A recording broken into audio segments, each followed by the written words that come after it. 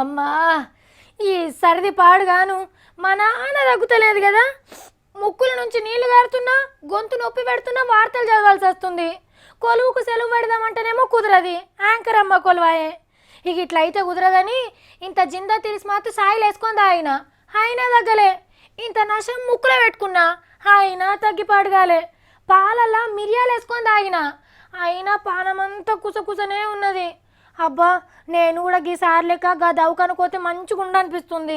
ఢిల్లీలా అడ్డమైన పొగ చేపట్టికే కేజ్రీవాల్ సార్కు మళ్ళా దగ్గుపక్షం పట్టింది. తెంపు లేకుండా దగ్గొస్తున్నది, పెయ్యంతా తీపున్నదని మున్పు లెక్కనే బెంగళూరు పక్కుర్తి దవాఖాన్ల షరీకైండు సీఎం కొలువుకు తాతిలు పెట్టి. ఓ 10-12 రోజులు ఆన్నే ఉండి పానం బాగు చేపించుకుంటాడట. ప్రకృతి దవాఖాన్లో వైద్యం అంటే ఎట్లుంటది అనుకుంటాన్రు? సూదులు గుచ్చుడు, గోళీలు మింగిపిచ్చుడు అస్సలకే ఉండది.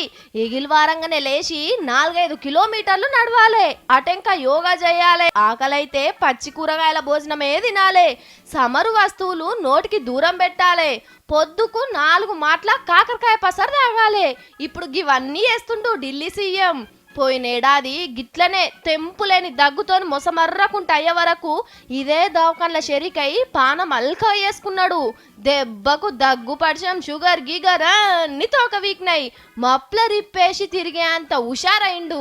మళ్ళీ ఇప్పుడు వైద్యం చేయించుకుంటాను కాబట్టి ఇక 6 ప్యాక్ బాడీతోని బయటికి వస్తుండొచ్చు.